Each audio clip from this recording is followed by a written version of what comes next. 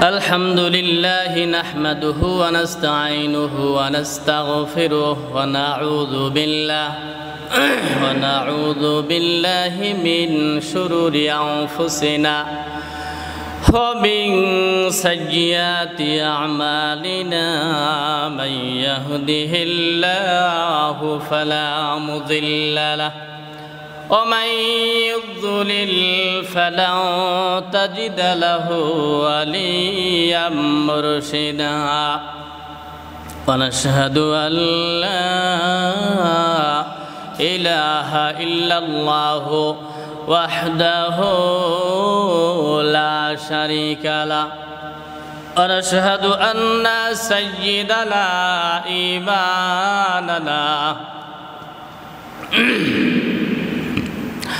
قدوتنا حبيبنا محمد حبيبنا طبيبنا وطبيب أرواحنا محمد الذي أرسله بالحق بشيرا ونذيرا وداعيا إلى الله بإذنه وسراجا منيرا فقد قال الله تعالى في كلامه المجيد والفرقان الحميد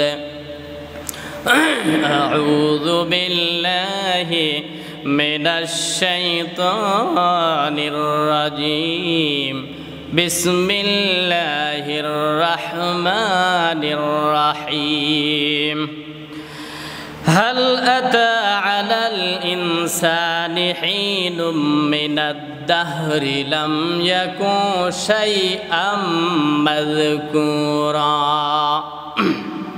صدق الله العظيم সকলের অগ্রভাগে জানাই আল্লাহর দরবারে শুকর ও সুজুদ সকলে চিৎকার করে বলি আলহামদুলিল্লাহ দরুদ ও সালামের হাদিয়া পেশ করছি মানবতার মুক্তির দিশারি সর্বকালে সর্বযুগে সর্বশ্রেষ্ঠ রাসূল সকল আম্বিয়াদের আওলাদ জাতির শ্রেষ্ঠ সন্তান হযরত উলামায়ে কিরাম সহ প্রাণপ্রিয় তুলাবায়ে আজিজ আসুন বিশ্বনবীর উপর দরুদ শরীফ পড়ি সকলে চিৎকার করে বলি সাল্লাল্লাহু আলাইহি ওয়াসাল্লাম আপনারা কেমন আছেন আজকের এই বিশাল প্রোগ্রাম বিশাল তাফসীরুল কোরআন মাহফিল মহাবিশ্বের মহাবিশ্বয় বিজ্ঞানময় আল কোরআন পৃথিবীর সকল সমস্যার সমাধান দিতে পারে শুধু একটা কিতাব বলতে হবে সেই কিতাবটার নামটা কি কোরআন শরীফ একসঙ্গে আপনারা জবাব দিবেন শুনতে ভালো লাগবে কোরআনের পক্ষে স্লোগান দিলে ইজ্জত সম্মান আমার আল্লাহ বাড়িয়ে দেয় আল্লাহ যেন বৃদ্ধি করে দেয় সকলে বলতে হবে আমিন মহাবিশ্বয় বিজ্ঞানময় গ্রন্থ মহাগ্রন্থ আল কোরআন চিৎকার করে বলতে হবে মারহাবা উদ্গ্রীব হয়ে থাকবেন যখন প্রশ্ন করা হবে অ্যান্সার দিতে হবে রাজি আছেন ইনশাআল্লাহ রাজি আছেন এই কোরআনে কারিমে আল্লাহ রাব্বুল ইজ্জত ওয়াল জালাল আল্লাহ পাক মানব গোষ্ঠীর হিদায়াতের জন্য মানুষকে জান্নাতে নিয়ে যাওয়ার জন্য কোরআনে কারিম নাজিল করেছেন আল্লাহ পাক এতে মোট 114খানা সূরা নাজিল করেছেন জোরে বলতে হবে কয়টা সূরা কয়টা 114টি সূরা স্থান পেয়েছে আমার আল্লাহ নাজিল করেছে জিবরাইল মারফতে বিশ্বনবী আলাইহিস সালামের উপরে 114খানা সূরা নাজিল হয়েছে আজকে আমরা ক্রমিক অনুসারে 76 নম্বর সূরা সূরাতুদ দাহার সূরাটার নাম কি বললাম বলেন তো দেখি সূরাতুদ দাহার নাম কি সূরাতুদ দাহার এই সূরাটার থেকে আমরা তাফসীর শুনবো এবং তাফসীর করার প্রয়াস পাবো আল্লাহর তৌফিকে সকলে বলি আল্লাহুম্মা আমিন 114 সূরার মধ্যে একটা সূরার নাম সূরাতুদ দাহার এই সূরাটা ক্রমিক অনুসারে সিরিয়াল নাম্বার স্থান পেয়েছে 76 নম্বর সূরা কয় নম্বর সূরা সূরাটা নাজিল করা হয়েছে মক্কায় কোথায় নাজিল হয়েছে মক্কায় এই সূরার মধ্যে মক্কায় নাজিল হয়েছে বিশ্বনবী সাল্লাল্লাহু আলাইহি ওয়াসাল্লামের দুইটা পর্ব নবী সাল্লাল্লাহু আলাইহি ওয়াসাল্লামের জিন্দেগিতে কয়টা পর্ব দুইটা পর্ব একটা মক্কি যে হিজরতের পূর্বে, আরেকটা হিজরতের পরে। হিজরতের পূর্বে 13 বছর মক্কার জীবনে, আর হিজরতের পরে মদিনার জীবন 10 বছর। 10 আর 13 কত হয়? 23। কত হয়? নবুয়ত পাওয়ার আগের 40। এই মোট মিলে 63 বছর বিশ্বনবীকে দেওয়া হয়েছিল। এই বিশ্বনবী সাল্লাল্লাহু আলাইহি ওয়াসাল্লামের 40 বছর বাদ দিলে মক্কার 13, মদিনাতুল মুনাওয়ারা 10, মিলে 23 হয়। 23 বছরে কোরআন নাজিল হলো। বিশ্বনবী সোনার মদিনা কোরআনের সমাজ গঠন করে গোটা বিশ্বের মাঝে এই দৃষ্টান্ত স্থাপন করে গেলেন। এমন এক সমাজ যা পৃথিবী দেখতে পারে নাই, যা পৃথিবী কোনোদিন স্থাপন করতে পারবে না। চিল্লায় কোন মারহাবা। 23টি বছরে জিবরাইল আলাইহিস সালাম জান্নাত নিয়ে আসলেন। এটাই হচ্ছে আল্লাহ পাকের ওহী। এই ওহীর মধ্যে হচ্ছে কোরআনে কারীম 30 পারা, 114 সূরা, 76 নম্বর সূরা, সূরাতু আদ-দাহার। সূরার নামটা কি বললাম বলেন তো দেখি? সূরাটা নাজিল হয়েছে মদিনায় না মক্কায়?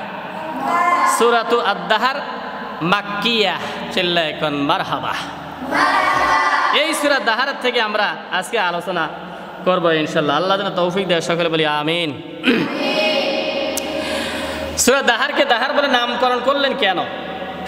দাহার মানে যুগ জামানা। যেহেতু যুগের আলোচনা আল্লাহ পাক এখানে করেছেন, সেই হিসাবে এই সূরাটার নাম সূরা দাহার। যুগের কথা, সময়ের কথা, কালের কথা, মহাকালের কথা আল্লাহ পাক এতে নাজিল করেছেন। এই দৃষ্টিকোণ থেকে, এই দিক থেকে লক্ষ্য করে এই সূরার নাম সূরা দাহার। আবার এই সূরার একটা নাম আছে, আরেকটা নাম আছে। আপনারা জেনে থাকবেন, কোরআন শরীফের মধ্যে যে 114টি সূরা রয়েছে, প্রত্যেকটা সূরার একাধিক নাম রয়েছে। যেমন সূরা ফাতিহা, এর আরও 14-15টা নাম রয়েছে। তাফসিরে কোরআনের তাফসিরের মধ্যে উল্লেখ করা আছে 14টা-15টা নাম রয়েছে। যেমন সূরাতুল ফাতিহা, সূরাতুশ শিফা, সূরাতুশ। তাহলে সূরা ফাতিহার আরেকটা নাম কি বললাম? সূরাতুশ আরোগ্যের সূরা। বিশ্বনবী বলেছেন সকল রোগের মহা ঔষধ হচ্ছে সূরাতুল ফাতিহা। তার মানে যারাই সূরা ফাতিহা পড়ে দম করে পানি পান করবে, আমার আল্লাহ পাক সেই রোগ ভালো করে দেবে। চিল্লায় বলেন আল্লাহু আকবার। তাহলে এখন তো কোনো সমস্যায় যদি আমরা পড়ে যাই, কোরআনে কারিমের আয়াতে কারিমা পড়ে পানিতে দম করে যদি সেই পানি খাওয়া হয়, তাহলে রোগ মুক্তি করবে কে? আল্লাহ পাক সুস্থ করে দিবে ইনশাআল্লাহ। তো সূরাতুল ফাতিহার যেমন আরেকটা নাম রয়েছে সূরাতুশ শিফা, সূরাতু আদ-দাহার এর আরেকটা নাম রয়েছে সূরাতুল ইনসান। ইনসান মানে হচ্ছে মানুষ। বলেন ইনসান মানে কি? আর একটু জোরে বলেন, নামটা কি? এই সূরাতু আদ-দাহার আল্লাহ রাব্বুল আলামিন নাজিল করে দিয়েছেন 114 খানা সূরার ভিতরে। আল্লাহ পাক 76 নম্বর সূরা সূরাতু আদ-দাহার নামে নাজিল করে দিয়ে গোটা বিশ্ববাসীর সামনে যুগের কথা আর তামাম দুনিয়ার মানুষের কথা বর্ণনা করে দিয়েছেন। চিল্লায় কোন মারহাবা।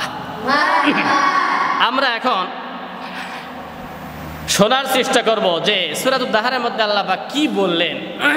গোটা বিশ্বের সমস্ত মানুষকে লক্ষ্য করে আল্লাহ পাক বলছেন, হাল আতা আলাল ইনসানি হিনুম মিনাদ দাহরি লাম ইয়াকুন শাইআম মাযকুরা।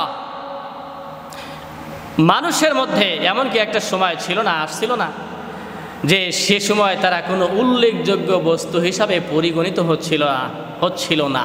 তার মানে মানুষ এক সময় কিছুই ছিল না। মানুষ আমরা ছিলাম নিষ্প্রাণ। আমরা আজ যেরকম আছি মানুষ, এরকম মানুষ ছিলাম না, সব জিরো ছিলাম। জিরোর কোঠায় বলতে হবে কি ছিলাম? জিরো। জিরো থেকে অস্তিত্ব দান করে হিরো বানিয়ে দিয়েছেন কে? আল্লাহ পাক আমাদেরকে বানিয়েছেন। সে মানুষ সৃষ্টি কিভাবে হলো, কোত্থেকে হলো, এই জ্ঞান পৃথিবীর কোনো মানুষের জানা ছিল না। আল্লাহ পাক কোরআনের মাধ্যমে জানিয়ে দিয়েছেন। যেরকম সুবহানাল্লাহ।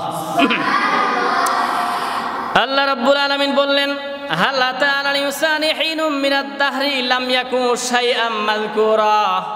মানুষের মধ্যে এমন একটা কি সময় ছিল না, যেই সময় তারা উল্লেখযোগ্য বস্তু হিসাবে পরিগণিত হচ্ছিল না। আজকে হাত আছে, সেদিন আমার হাত ছিল না। আজকে জবান আছে, সেদিন আমার জবান ছিল না। কিন্তু জবান দিয়েছেন একমাত্র আল্লাহ। জোরে বলেন সুবহানাল্লাহ। আজকে বডি আছে, সেদিন বডি ছিল না। আজকে আমার মা আছে, সেদিন মা ছিল না, কোনো কিছুই ছিল না। অস্তিত্বহীন একটা মানুষ আমি ছিলাম। আমি মানুষ ছিলাম না, আমি উল্লেখযোগ্য কোনো জিনিসই ছিলাম না। না হাত, না পাও, না ব্রেন, না বডি, না ব্রেন, না কোনো কিছুই, না জ্ঞান গরিমা, কোনো কিছুই ছিলাম না। অনস্তিত্ব থেকে অস্তিত্বমান করেছেন, মানুষ আকারে তৈরি করেছেন আমার আল্লাহ। চিল্লায় এখন মারহাবা। সে কথাই আল্লাহ পাক বলছেন, হালাতা আলাল ইনসানি হিনুন, মানুষের মধ্যে কি এমন একটা সময় ছিল না যে সময় তারা উল্লেখযোগ্য বস্তু হিসাবে পরিগণিত হচ্ছিল না, কিছুই ছিল না। মা ছিল না, বাবা ছিল না, আমি ছিলাম না, আপনি ছিলেন না, দুনিয়ার কেউ ছিল না, শুধুমাত্র ছিলেন হলো আমার আল্লাহ। চিল্লায় বলেন আল্লাহু আকবার। আল্লাহ পাক নিজেই বলছেন, হুয়াল আউয়ালু ওয়াল আখিরু ওয়াল যাহিরু ওয়াল বাতিন। সুবহানাল্লাহ জোরে বলেন। তিনি বলছেন, আমি শুরুতে ছিলাম, আমি শেষে থাকব, আমি গোপন জানি, আমি প্রকাশ্য জানি, সব জিনিস আমি জানি। আমি শুরুতে ছিলাম, আমি শেষে থাকব, তোমরা ছিলে না। আমি আল্লাহ তোমাদের বানাইলাম, তাই তোমরা দুনিয়ার জমিনে আসতে পারলাম। সুবহানাল্লাহ জোরে বলেন। পরবর্তী আল্লাহ পাক বলছেন, মানুষকে আমি কিভাবে নিয়ে আসলাম। ইন্না খলাকনাল ইনসান, আল্লাহ পাক বললেন মানুষকে আমি সৃষ্টি করেছি মিন নুতফা, নুতফা থেকে আমি বানাইলাম আমসাজ, মিশ্রিত শুক্রবিন্দু, বিন্দু থেকে আমি আল্লাহ মানুষ বানাইলাম। মিশ্রিত শুক্রবিন্দু থেকে বানিয়েছেন কে? মিশ্রিত শুক্রবিন্দু কি? মা আর বাবা, মায়ের রক্ত, বাবার রক্ত, স্বামীর রক্ত, স্ত্রীর রক্ত, হ্যাঁ, পুরুষের রক্ত, মেয়েদের রক্ত, এই দুইটা নুতফা মিশ্রিত শুক্রবিন্দু আল্লাহ রাব্বুল আলামিন দুইজনের মিলনে, আলিঙ্গনে, একটা যে সবেগে স্খলিত নাপাক পানি, এই পানির মধ্য দিয়ে আল্লাহ পাক বললেন আমি মানুষ সৃষ্টি করলাম। ইন্না খলাকনাল ইনসানা মিন নুতফাতিন আমশাজ। চিল্লায় কোন সুবহানাল্লাহ। মিশ্রিত পানি, একটা নারী, একটা পুরুষ, একটা স্বামী, একটা স্ত্রী, একজন বাবা, একজন মা, দুজন। সূরা মুমিনুনের মধ্যে আল্লাহ পাক আরো স্পষ্ট করে বলে দিয়েছেন। আল্লাহ পাক ডাক দিয়ে বললেন, ইন্না খলাকনাকুম মিন তুরাবিন সুম্মা মিন আলাকা সুম্মা মিন নুতফা সুম্মা মিন আলাকা সুম্মা মিন মুযগা সুম্মা নুখরিজুকুম তিফলা। যেরকম সুবহানাল্লাহ। আল্লাহ রাব্বুল আলামিন ডাক দিয়ে বললেন, ও দুনিয়ার বান্দা বান্দিরা শুনে রাখো, তোমাদেরকে আমি আল্লাহ পাক মাটির থেকে বানাইলাম। মাটির থেকে কেমনি বানালেন? হযরতে আদম আলাইহিস সালামকে আল্লাহ পাক মাটির দ্বারা বানাইলেন। যেরকম সুবহানাল্লাহ। আদম আলাইহিস সালামকে কি দিয়ে বানিয়েছেন? মাটি। আদম আলাইহিস সালামকে মাটি দিয়ে বানালেন। আদম হয়ে গেল। আদম আলাইহিস সালামের বাম পাজরের হাড় দিয়া হযরতে আদি মাতা হাওয়া আলাইহিস সালাম রে আবার আল্লাহ বানিয়েছেন। চিৎকার করে বলতে হবে সুবহানাল্লাহ। হযরতে আদম হয়ে গেল, মা হাওয়া চলে আসলেন, দুইজনই চাষাবাদ শুরু করে দিলেন। জমিন থেকে যেই জিনিসগুলো উৎপন্ন হয়ে যায়, আলু, বেগুন, তরকারি, পোলাও, কুরমা, বিরিয়ানি, এগুলো সব আহার করে। হ্যাঁ, খাওয়া শুরু হয়ে গেল। খাইতে খাইতে এগুলো রক্ত তৈরি হয়। মানুষের বডির মধ্যে কি হয়? আমরা যে ভাত খাই, গোশত খাই, ঘি, পোলাও, কুরমা খাই, এগুলোর দ্বারা আমার আল্লাহ পাক রক্ত তৈরি করে দেয়। এগুলোর সাহায্যে মানুষ বেঁচে থাকার একটা সহায়ক হয়ে যায়। চিল্লায় বলতে হবে সুবহানাল্লাহ। প্রথমে আদম আলাইহিস সালামকে মাটি দিয়ে বানালেন। এরপরে আল্লাহ পাক বলেন তোমাদের নুতফা দিয়ে বানাইলাম। কেমনি করে বানালেন? যা খাইলাম এর থেকে রক্ত তৈরি হয়ে গেল। বিজ্ঞানীরা বলেছেন পৃথিবীর সব সায়েন্টিস্টেরা এই কথা মেনে নিয়েছেন। সমস্ত অঙ্গ প্রত্যঙ্গের থেকে, হাতের থেকে, পায়ের থেকে, মাথার থেকে, দেহের থেকে যতগুলো অঙ্গ আছে, যতগুলো গিরা আছে, যতগুলো জোড়া আছে, সল বডি, সারা বডির থেকে, সমস্ত দেহের থেকে আল্লাহ পাক এই রক্তকে ফেনা তৈরি করেন। এই ফেনাগুলোকে আল্লাহ পাক পুরুষের এই পৃষ্ঠদেশে উপস্থিত করেন। পৃষ্ঠদেশ থেকে অন্ডকোষ নিয়ে আসেন, ওখান থেকে মায়ের পেটের মধ্যে ঢুকিয়ে দেন, আর এর মধ্য দিয়ে আবার আল্লাহ পাক মানুষ সৃষ্টি করে দেয়। চিল্লায় এখন মারহাবা। আল্লাহ পাক ডাক দিয়ে বললেন, ইন্না খলাকনাকুম মিন তুরাবিন, মাটির থেকে বানাইলাম, সুম্মা মিন নুতফা, এরপরে নুতফা থেকে, বাপের বীর্য থেকে, রক্তের থেকে তোমারে বানাইলাম। এরপরে আমি কি করলাম, সুম্মা মিন আলাকা, এই রক্তটাকে আমি আল্লাহ জমাট বাঁধায়া জমাট রক্ত বানাইলাম। সুম্মা মিন মুযগা, এই জমাট রক্তকে আমি আল্লাহ গোশতের টুকরা বানিয়ে দিলাম। জোরে কোন সুবহানাল্লাহ। মাটির থেকে নুতফা, নুতফার থেকে আলাকা, আলাকার থেকে এই মুজগ, মুজগর থেকে আল্লাহ পাক বলেন সুম্মা নুখরিজুকুম তিফলা, বাচ্চার আকার দিয়ে মানুষ সৃষ্টি করে দুনিয়ার মুখ আমি আল্লাহ দেখাই দিলাম। চিল্লায় কোন মারহাবা। আল্লাহ পাক ডাক দিয়ে বলেন, ইন্না খলাকনাল ইনসানা মিন নুতফা, মিন নুতফাতিন আমশাজ। আল্লাহ পাক বললেন, ও দুনিয়ার গোলাম, আমি আল্লাহ তোমাদেরকে মিশ্রিত শুক্রবিন্দ, স্বামী আর স্ত্রী যখন বিবাহ হয়ে যায়, বাসর ঘরের মধ্যে চলে গেল, দুনিয়ার কোনো মানুষের খবর নাই, একজন আরেকজনকে দেখার সঙ্গে সঙ্গে ভালোবাসার মহাব্বত সৃষ্টি হয়ে যায়। আর এর মধ্যে স্বামী স্ত্রীর মধ্যে একটা রক্তের মধ্যে শিহরণ সৃষ্টি হয়ে যায়। যেমন পানির মধ্যে সুনামি তৈরি হয়, পানির মধ্যে কি তৈরি হয়, সুনামি। পানির মধ্যে জলোচ্ছ্বাস আসে। জলোচ্ছ্বাস মানে কি, পানিতে একটা বাতাস, বাতাস লাগে, ফুলে ফেপে এটা গর্জন করে উপরের দিকে উঠে যায়, আর সুনামি তৈরি হয়, জলোচ্ছ্বাস শুরু হয়ে যায়। পানি গর্জে ফুলে ফেপে উপচে পড়া ঢেউ উপরে চলে আসে, এটার নাম সুনামি হয়ে যায়। আল্লাহ পাক বলছেন সূরা তারিকের মধ্যে, আল্লাহ এই কথাটা সুন্দর করে বলছেন, ফালয়ানজুরিল ইনসানু মিম্মা খুলিক, মানুষের চিন্তা করে দেখার দরকার কোত্থেকে কিভাবে সে তৈরি হয়ে গেল। আল্লাহ পাক বললেন, মিম্মা খুলিকা মিম্মা ইনদাফিক, সবেগে স্খলিত এক ফোঁটা নাপাক পানির দ্বারা এই মানুষকে আমার আল্লাহ তাআলা বানিয়েছেন। জোরে কোন সুবহানাল্লাহ।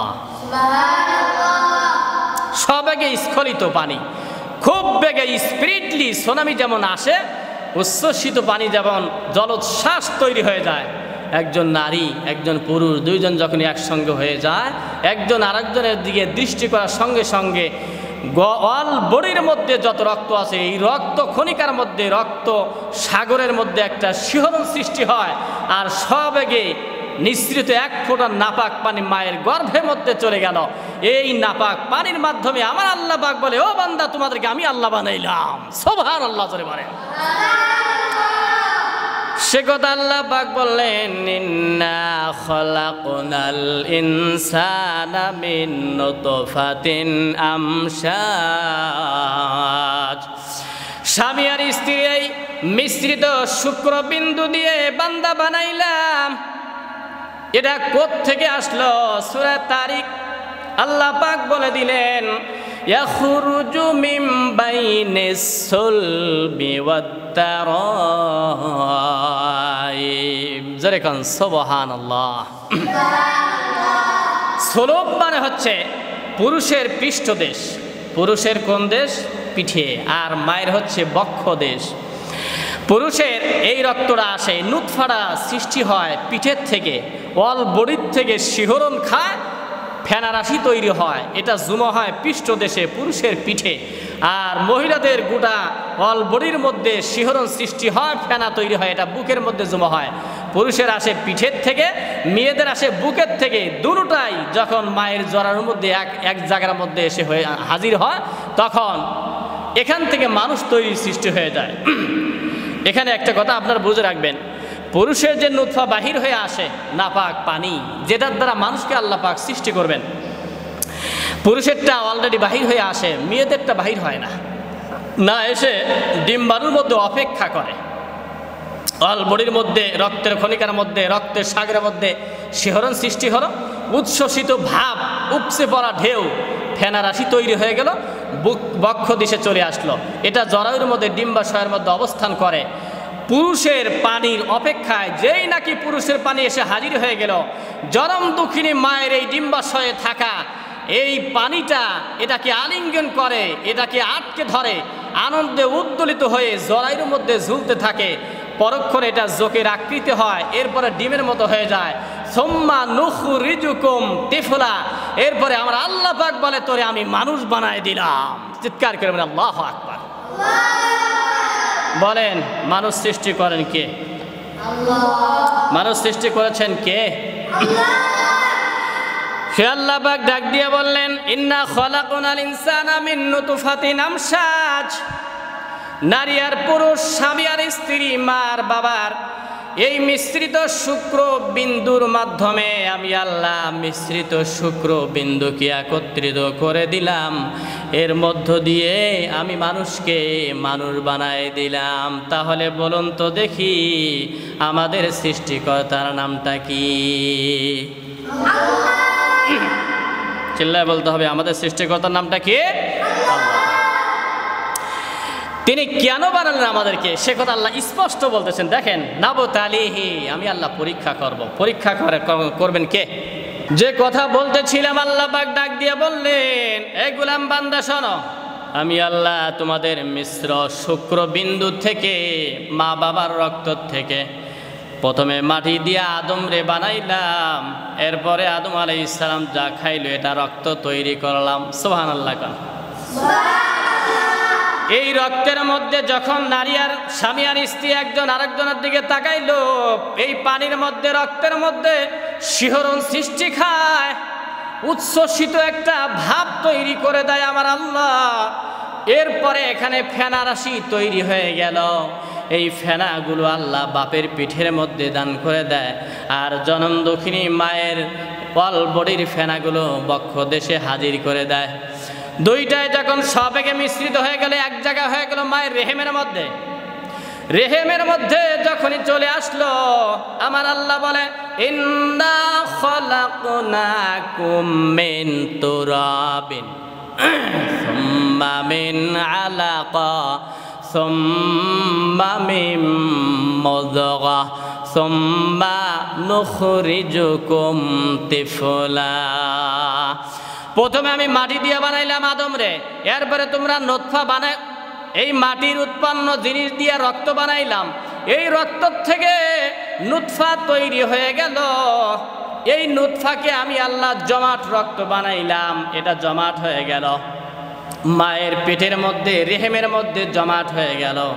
এটাকে আল্লাহ পাক আবার বলে আমি গোশত বানিয়ে দিলাম। সুবহানাল্লাহ বলেন। গোশত বানিয়ে দিলাম। সুম্মা কাসাউনাল ইজামা লাহমা, হাড্ডি দিয়া, হাড্ডির উপরে আমি আল্লাহ গোশত দিলাম। ফাকাসাউনাল ইজামা লাহমা, হাড্ডির চতুর সাইডে গোশত দিয়ে আল্লাহ পাক মানব দেহ বানিয়ে দিলেন। সুম্মা নুখরিজুকুম তিফলা, এরপরে মানুষ হয়ে গেল। দুনিয়ার জমিনে আসলাম, আমার আল্লাহর বিশালতা দেখে মুগ্ধ হয়ে গেলাম। চিল্লায় এখন আল্লাহু আকবার। কি সুন্দর চমৎকার আমার আল্লাহ। আহসানুল আলাইসাল্লাহু বিআহকামিল হাকিমিন তাবারাকাল্লাহু আহসানুল খালিকিন। কত চমৎকার আমার আল্লাহ সৃষ্টিকর্তা। চিৎকার করে বলতে হবে মারহাবা। নাবতালিহি, খুশি হয়েও না, পরীক্ষার জন্য পরীক্ষা করব। ছাত্রদের জীবনে পরীক্ষা আছে না নেই? আসতে বলবেন সুন্দর মার্জিত কণ্ঠে। ছাত্রদের জীবনে পরীক্ষা আছে না নেই? আছে। সবার জীবনে পরীক্ষা আছে। পরীক্ষা দাও, উত্তীর্ণ হও। গোল্ডেন প্লাসে পাস করলেই তোমাকে একটা ডিগ্রি দেওয়া হবে।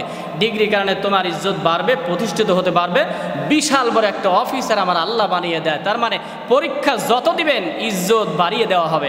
আল্লাহ বলে দুনিয়ায় পাঠালাম, ও মানুষ তিলে তিলে এরকম করে বানাইলাম, রক্ত দিয়া, মাটি দিয়া, প্রথমে মাটি দিয়া, তারপরে রক্ত, তারপরে গোশত, এরপরে হাড্ডিকে সুন্দর করে ছাউনি দিলাম গোশত দিয়া, এরপরে মানুষ বানাইলাম, দুনিয়ার মুখ আমি দেখার সুযোগ করে দিলাম, আমি হচ্ছি আল্লাহ। সুবহানাল্লাহ জোরে বলেন। ভুলে যেও না, নাবতালিহি, আমি পরীক্ষা করব। বলেন পরীক্ষা করবেন কে? নাবতালিহি ফাজআলনাহু সামিআন বাসীরা। আল্লাহ পাক বললেন আমি আল্লাহ পরীক্ষা করব এ বান্দা গোলাম, দেখি তো তোমরা ভালো কাজ করো নাকি মন্দ কাজ করো, দেখি তোমরা সওয়াবের কাজ বেশি করো না গুনাহের কাজ বেশি করো, দেখি তো আমি আল্লাহ তোমরা কেমন ইবাদত করো, আমি আল্লাহরে মানো নাকি মানো না।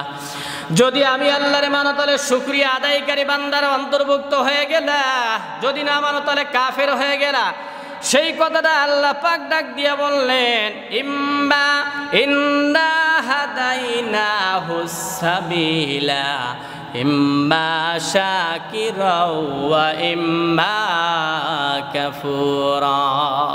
চিৎকার করে বলতে হবে আল্লাহু আকবার।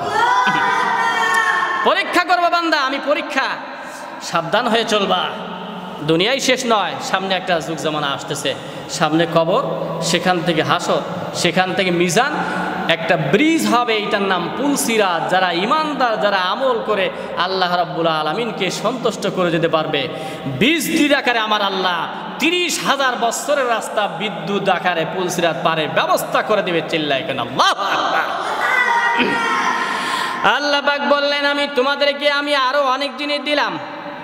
ইন্না হাদাইনাহুস সাবিলা, শুধু মানুষ বানাই না আমার ছেড়ে দিলাম তাও তো নয়, আমি আল্লাহ রাস্তা দেখায় দিলাম, হেদায়েত দিলাম, আমি আল্লাহ দিশা দিলাম, আমি আল্লাহ রাস্তা দেখায় দিলাম। বলুন তো দেখি, রাস্তা দেখায় দিনেওয়ালা একজন চিৎকার করে বলতে হবে তিনি কে? ইন্না হাদাইনাহুস সাবিলা, আমি রাস্তা দেখাই দিলাম। ইম্মা শাকিরা, হয়তো তুমি শুকর আদায়কারী হতে পারবে, মানে জান্নাতি বান্দা হতে পারবে, আও ইম্মা কাফুরা, অথবা কাফের হয়ে জাহান্নামী হয়ে যেতে পারবে, জাহান্নামী হয়ে যাবা। আমরা কাফের হব না, আমরা শুকুর গুজারি বান্দা হয়ে আল্লাহ জান্নাত চাই। চিল্লায় এখন ঠিক কিনা? আল্লাহ পাক ডাক দিয়ে বললেন শোনো হে বান্দা, আমি আল্লাহ পরীক্ষার জন্য বানাইলাম ফাজআলনাহু সামিআন বাসীরা। এরপরে তোমাকে দুইটা জিনিস দিলাম, এক নম্বরে হচ্ছে শ্রবণ শক্তি দিলাম, দ্বিতীয় নম্বরে আমি দৃষ্টি শক্তি দিলাম। তার মানে কি?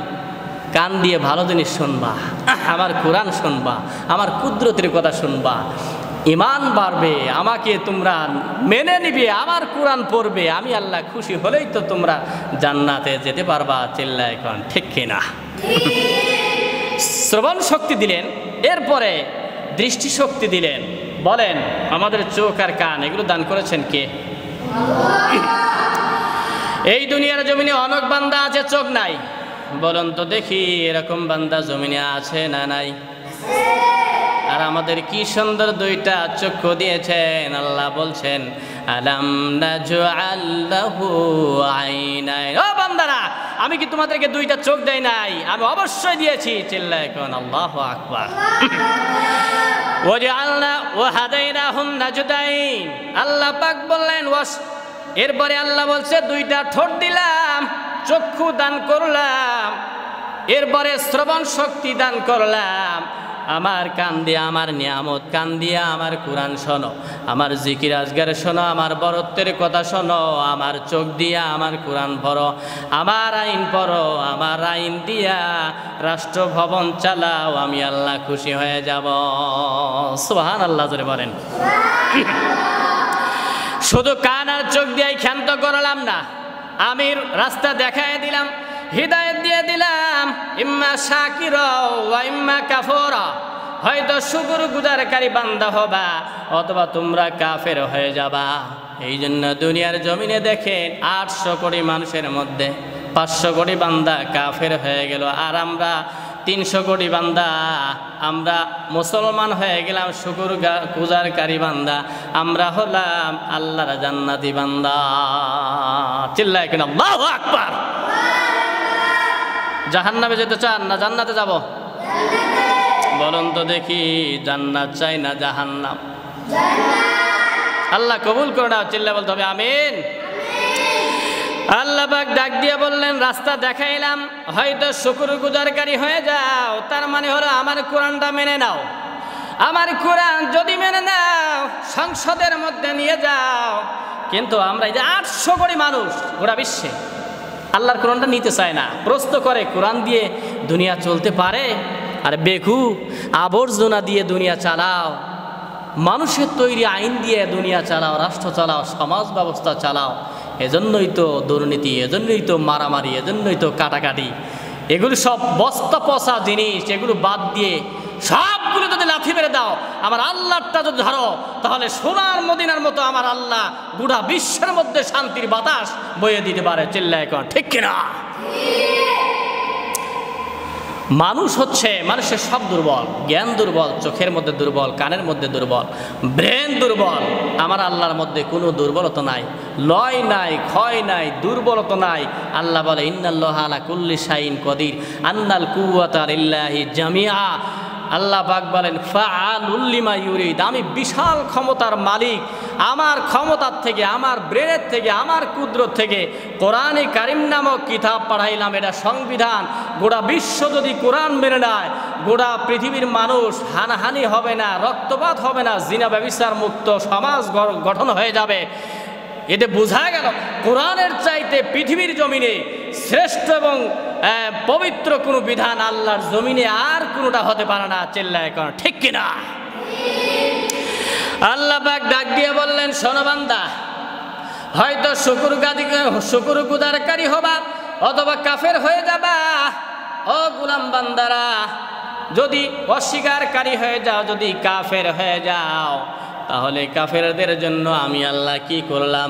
ইন্না আ'তাদনা লিল কাফিরিনা সালাসিলা ওয়া আগলালা ওয়া সাঈরা। চিল্লায় বলতে হবে আল্লাহু আকবার।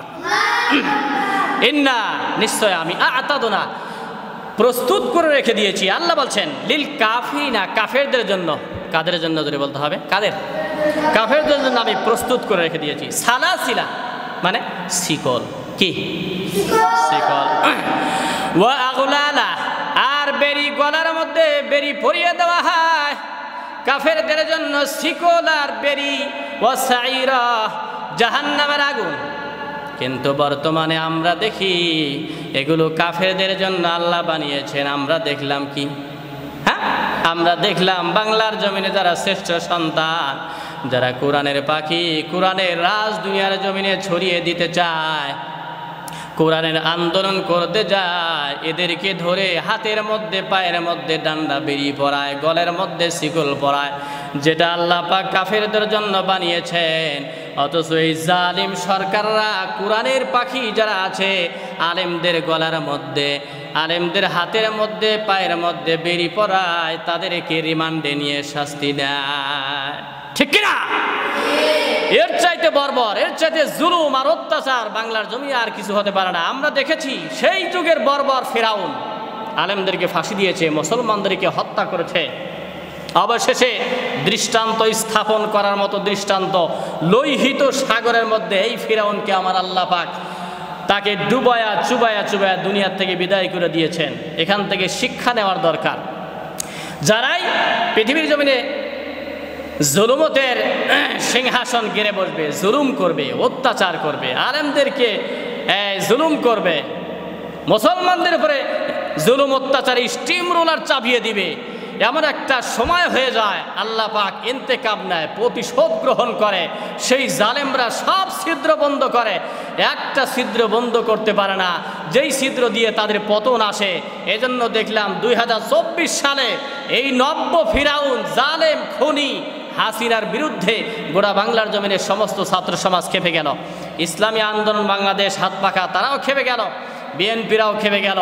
চতুর্মুখী আন্দোলনের তোপে পড়ে বাংলার জমিন থেকে যেই জালেম সরকাররা কোরআনের পাখিদেরকে রিমান্ডে নিয়ে শাস্তি দিয়েছিল, আমার আল্লাহ তাদেরকে লাঞ্ছিত বঞ্চিত করে বাংলার জমিন থেকে তাদেরকে বিদায় করে দিয়েছেন। চিল্লায় কর ঠিক কিনা? সব চলে যাবে, আর কিছু থাক আর না থাকুক, কোরআন থাকবে, মুসলমান থাকবে, ইসলামপন্থীরা এ বাংলার জমিনে থাকবে। চিল্লায় কর ঠিক কিনা? আল্লাহ পাক বললেন এই শিকল বানাইছি কাফেরদের জন্য। কেন তোমরা আলেমদের হাতের মধ্যে বেরি পরাও, গলার মধ্যে শিকল টানো? এই দুঃসাহস কে দিয়েছে? এটা হবে কিয়ামতের ময়দানে। শিকল হবে, বেরি হবে, জেল জরিমানা হবে। এগুলো চোর, দুশ্মন এবং জিনাকার, ব্যভিচার তাদের জন্য। কিন্তু যারা আল্লাহর জমিনে আল্লাহর কোরআন চায়, এদের জন্য যদি বিরোধিতা করা হয়, তার বিরুদ্ধে আমার আল্লাহ অ্যাকশন গ্রহণ করে নেয়। চিল্লায় কোন ঠিক কিনা? আল্লাহ পাক বললেন ইন্না আতাদনা লিল কাফিরিনা সালাসিলা, এক নম্বরে শিকল, ওয়া আগলালা, দুই নম্বরে গলার বেরি, ওয়া সাইরা। বলুন তো দেখি জাহান্নামের আগুন আছে না নাই? জাহান্নামে মুসলমানরা যাবে না কাফেররা যাবে? মুসলমান জাহান্নামে যাবে না কাফেররা? কাফের বেঈমানেরা যাবে। আমরা জাহান্নামের জন্য আসি নাই। আমার আল্লাহ এত দয়া পরবশ আমাদের মুসলমান বানিয়েছেন, আমরা ঈমানদার। আমরা, আমার বিশ্বনবী বলেছেন মান ক্বালা লা ইলাহা ইল্লাল্লাহ, একবার যে ব্যক্তি কালেমা পড়েছে অবশ্য বেশক আল্লাহর জান্নাতি হয়ে যাবে। চিল্লায় কেন আল্লাহু আকবার। এই মুসলমানের সাথে, এই আলেমদের সাথে, এই কোরআনের সাথে খবরদার বেয়াদবি করবা না। দৃষ্টান্ত স্থাপন করার মতো তাদেরকে আল্লাহ পাক শাস্তি দিয়ে দেবেন। এই ক্ষমতা আমার আল্লাহর আছে না নাই? এরপরে আল্লাহ পাক বলছেন যারা জান্নাতি বান্দা, যারা নেককার বান্দা হবে, ভালো বান্দা, ইন্নাল আবরারা ইয়াশরাবুনা মিন কাসিন কানা মিজাজুহা কাফুরা। চিৎকার করে বলতে হবে সুবহানাল্লাহ। যারা নেককার, বুজুর্গ, পরহেজগার, আল্লাহরে মানে, আল্লাহর বিধান মানে, মা আতাকুমুর রাসূলু ফাখুযু, নবী যা নিয়ে আসছেন সেটা ধরে, ওয়া মা নাহাকুম আনহু ফান্তাহু, নবী যা নিষেধ করেছেন সেগুলো ছেড়ে দিয়ে দেয়। এই দুইটা যারা করে, আল্লাহ পাক বলছেন ইন্নাল আবরারা, নিশ্চয় নেককার বান্দারা জান্নাতের মধ্যে গিয়া এমন পান পাত্র থেকে পানি পান করবে যেই পান পাত্রের মধ্যে সংমিশ্রণ থাকবে কাফুর। কাফুর হচ্ছে জান্নাতের একটা নহর, একটা ঝর্ণা। চিৎকার করে বলেন মারহাবা। ইন্নাল আবরারা ইয়াশরাবুনা মিন কাসিন কানা মিজাজুহা কাফুরা। আল্লাহ পাক বললেন যারা নেককার বান্দা জান্নাতের মধ্যে যাওয়ার পরে আল্লাহ পাক বলবেন বান্দারা পিপাসা লাগছে, বলে হ্যাঁ।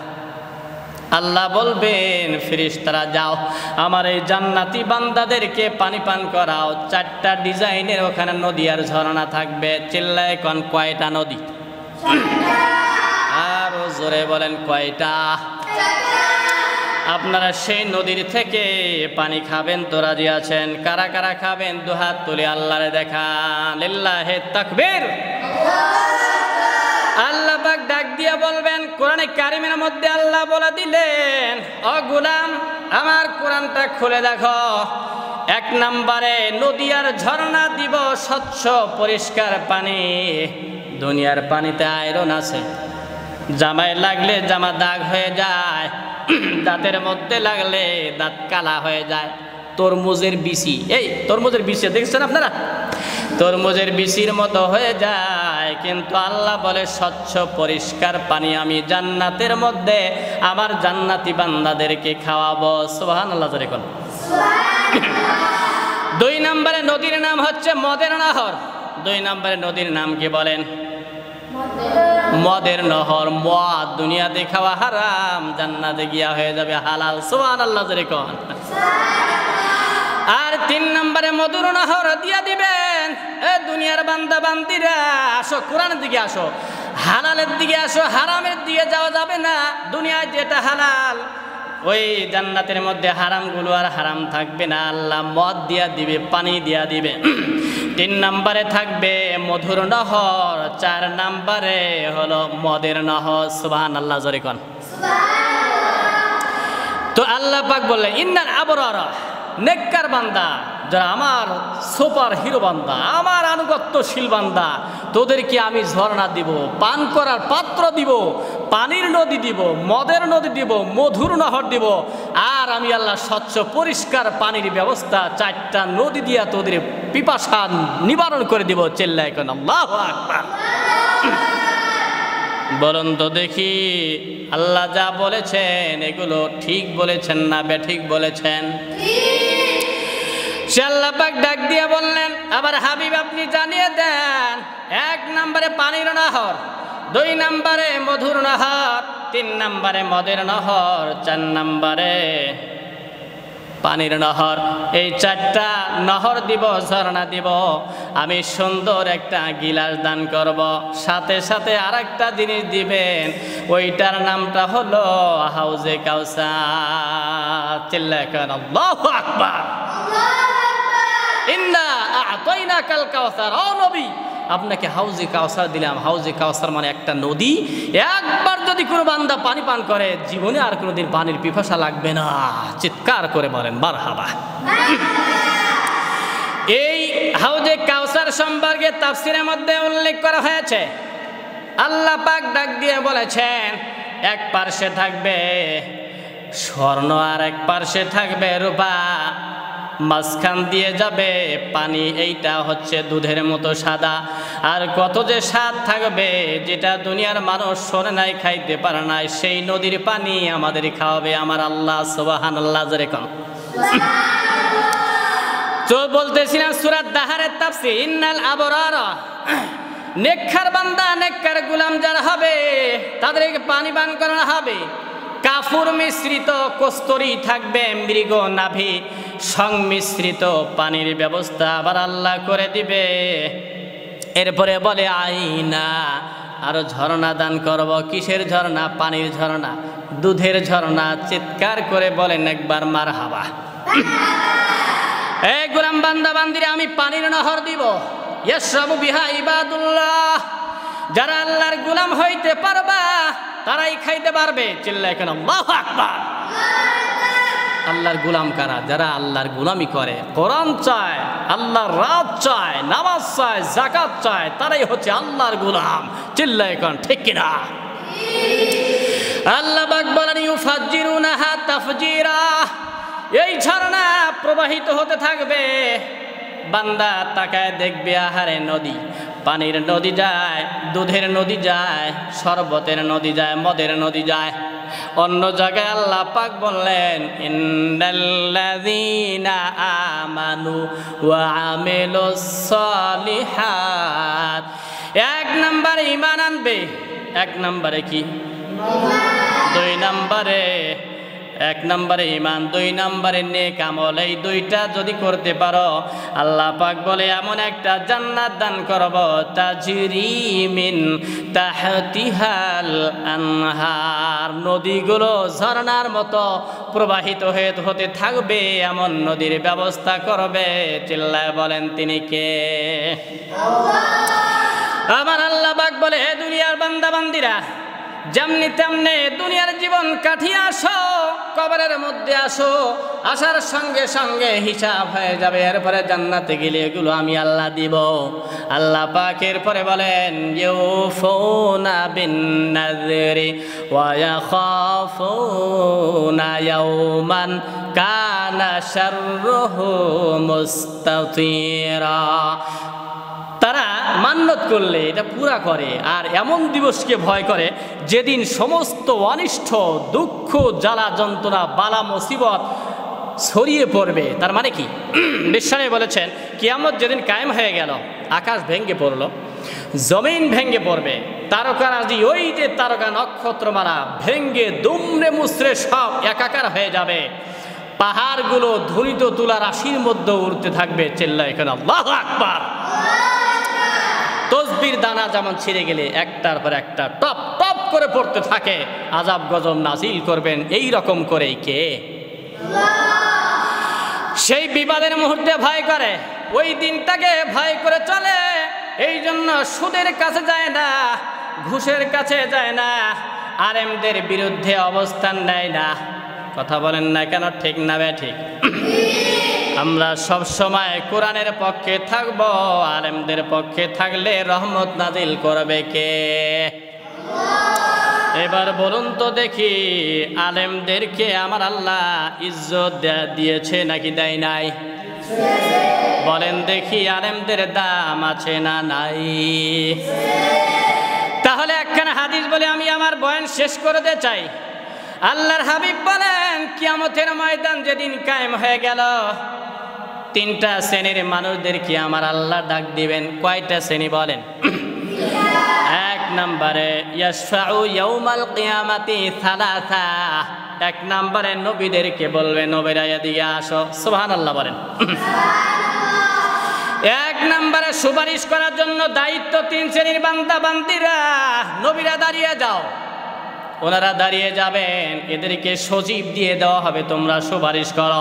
দুই নম্বরে আল উলামা, যারা আলেম উলামা তারা আমি আল্লাহর দরবারে এসে হাজির হয়ে যাও। চিল্লায় কেন আল্লাহু আকবার। এক নম্বরে নবীরা, দুই নম্বরে আলেমরা দাঁড়িয়ে যাও, তিন নম্বরে শহীদরা দাঁড়িয়ে যাও। ও বন্ধুগণ, আলেমদের কত বড় ইজ্জত আর সম্মান সেদিন বুঝবেন যে কোরআন দিয়ে আলেম ওলামারা আমাদেরকে বোঝায়। এই কোরআনে কারিমের রাজের কথা বলে, হ্যাঁ, কোরআনের রাষ্ট্রনীতির কথা বলে, কোরআন দিয়ে নামাজের কথা বলে, কোরআন দিয়ে যাকাতের কথা বলে, কোরআনের সমাজ কায়েম করার কথা বলে। আলেমদেরকে আমরা দাম দিতাম না। কথা বলেন না কেন? ঠিক কিনা? উল্টা পাল্টা বলতো, এই আলেমরা কি বলে, ওরা বললে ভালো হয়, ওরা বললে ভালো হয়, রাজতন্ত্রের কথা বললে ভালো, গণতন্ত্র দিয়ে দুনিয়া চললো, কোনো সমস্যা নাই। আব্রাহাম লিঙ্কন এর কথাগুলো চলে, এরপরে আব্রাহাম লিঙ্কন, কার্ল মার্কসের কথাগুলো চলে। এরা যদি মানুষের আইন দিয়া চালাইতে পারে, বলুন তো দেখি আমার আল্লাহর কালাম দিয়ে চলতে পারে নাকি পারে না? দুনিয়ার বিদ্যার চাইতে লক্ষ কোটি গুণ শ্রেষ্ঠ বিদ্যা হচ্ছে আল্লাহর কোরআন।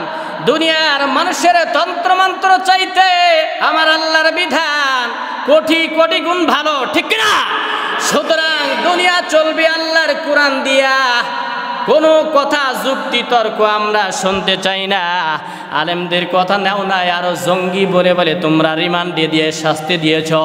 একদিন আসবে আল্লাহ ইন্তেকাম নেবেন, প্রতিশোধ দিবেন। অপরাধ, ধর্মীয় অপরাধ ট্রাইব্যুনাল কিয়ামতের ময়দানে কায়েম করবেন। সেদিন বিশ্বনবী সামনে থাকবে, 1,24,000 পয়গম্বর, আমার নবীও সেখানে উপস্থিত, আর বিচারক হবে আমার আল্লাহ। চিৎকার করবেন আল্লাহু আকবার। দুনিয়ার কোন মানুষের যুক্তি তর্ক সেদিন কুলাবে না, একমাত্র আমার আল্লাহর রাজ কায়েম হয়ে যাবে। চিল্লায় কেন আল্লাহু আকবার। কোরআন, কোরআনের রাজ, কোরআনের বিচার সেদিন চালু হয়ে যাবে। আল্লাহ পাক বলেন আমার অঙ্গীকার করলে সেগুলো মানত পূরণ করো, আর ভয় করো সেই দিন যেদিন বিপদ আফাত একটার পর একটা ছড়িয়ে পড়বে। ওই দিন আমি আল্লাহ পাক কি করবো শোনো, যারা অঙ্গীকার পালন করবে আর যারা আমি আল্লাহকে ভয় করবে। ইন্নামা নুতইমুকুম লিওয়াজহিল্লাহ লা নুরিদু মিনকুম জাযা। চিৎকার করে বলতে হবে একবার সুবহানাল্লাহ। সূরাতু আদ-দাহার তাফসীর করছি, কিসের জন্য বলে সূরা আদ-দাহার। দাহার মানে যুগ, যুগের আলোচনা হয়েছে। এরপরে আরেকটা নাম আছে ইনসান। ইনসান মানে মানুষ। কোরআনে কারিমের কেন্দ্রীয় আলোচ্য বিষয় হচ্ছে দুনিয়ার মানুষ। বর্তমান পৃথিবীতে মানুষের জীবনে যদিও দাম নাই, পাখির মতো গুলি করা হয়। কথা বলতে হবে ঠিক না বেঠিক? পাখির মূল্য আছে, কুকুরের মূল্য আছে, কিন্তু মানুষের মূল্য নাই। অধিকার চাওয়ার জন্য ছাত্র সমাজ যখন কোটা সংস্কার আন্দোলনে রাজপথে চলে গেল, পাখির মতো গুলি করা হলো। একটু দয়া হয় না, মায়া হয় না? গাড়ির জন্য মায়া হয়, রাস্তার জন্য মায়া হয়, একটা স্থাপনার জন্য মায়া হয়। জেনে রাখবেন, একটা রাস্তার যত দাম আছে, পৃথিবীর যত দাম আছে, আল্লাহর সৃষ্টি আশরাফুল মাখলুকাত একটা মানুষের তার চেয়ে লক্ষ কোটি গুণ বেশি দাম আমার আল্লাহর কাছে। চিল্লায় করা ঠিক কিনা? এ মানুষকে মারা দুঃসাহস কে দিয়েছে? আমার আল্লাহ কোরআন নাজিল করছে, বিশ্ব বানিয়েছেন আমার আল্লাহ মানুষের জন্য। চিল্লায় কেন আল্লাহু আকবার। কেন মারে? যেহেতু কোরআন নাই, আল্লাহর ভয় নাই, আল্লাহর রাজ দুনিয়ার জমিনে নাই। আমরা আল্লাহর কোরআনে কারিম সংসদ ভবনে চলে যাক, এটা আমরা সকলে চাই তো ইনশাআল্লাহ। আল্লাহ পাক যেন কোরআন নিয়ে বাঁচতে পারি, কোরআন নিয়ে মরতে পারি, কোরআনের রাজ কায়েম হয়েছে এই দুই নয়নে আমরা দেখে যেতে পারি। আল্লাহ যেন কবুল করে নেয়। চিৎকার করে বলতে হবে আল্লাহুম্মা আমিন। আল্লাহ পাক সূরাতুদ দাহার এর তাফসীর, এর বরকত, এর হিদায়াত আমরা গ্রহণ করে জীবনকে যেন সাজাতে পারি আর ঈমান আর আমল নিয়ে কবরে উঠতে পারি। হাসরের ময়দানে যেন এই সূরাতুদ দাহার সহ কোরআনে কারীম আমাদের পক্ষে সুপারিশকারী হয়ে যায়। সকলে বলতে হবে আল্লাহুম্মা আমিন। আসসালামু আলাইকুম ওয়া রাহমাতুল্লাহি ওয়া বারাকাতুহু।